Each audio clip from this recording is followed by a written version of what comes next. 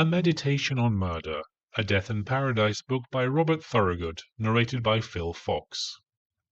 First things first, I was shocked to learn that the TV show came before the book. Usually it's the other way around. Thorogood has written 4 of these Death in Paradise books, and while I enjoy the TV show, I won't be buying any more of these books. There are 2 problems here. The story is too long, and the narrator is poor. What makes the TV show work so well is that everything is over in an hour, except for a few episodes where they tell the story over 2 episodes. But here, Thorogood really ekes out the story, and for me it was just too much. Had it been an episode of the show, he wouldn't have focused on so many aspects, so perhaps he felt less constrained by the format and allowed himself to explore, but for me it didn't work. And obviously you can't fill a book with mostly dialogue and a few descriptions. However, I felt there was too much description. The polished hardwood floors get mentioned 3 times that I noticed.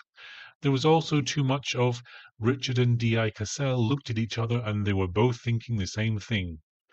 That's the kind of garbage that Donald Bain filled those Murder, She Wrote books with.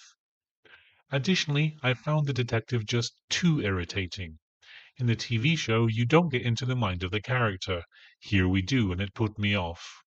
But with an audiobook, the narrator is just as important as the story, and I did not like Phil Fox.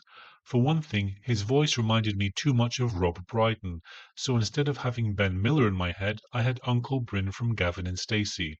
He was only semi-successful at differentiating characters, which is to say the British characters. When it came to Camille, Dwayne and Fidel, he was awful. Camille sounded more Chinese than French, and Dwayne was bordering on a racist parody. Added to that is one of my bugbears, pronouncing secretary as secretary. I have listened to other books by Thorogood, so this hasn't put me off.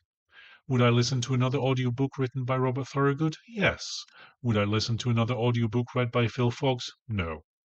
All in all, I'd give the book a 2 out of 5 and the narrator a 3 out of 5. How about you? Have you read any of these books based on the TV show? How do you think they compare? Let me know in the comments below. Don't forget to like and subscribe as I release a new review every week. Thanks for watching.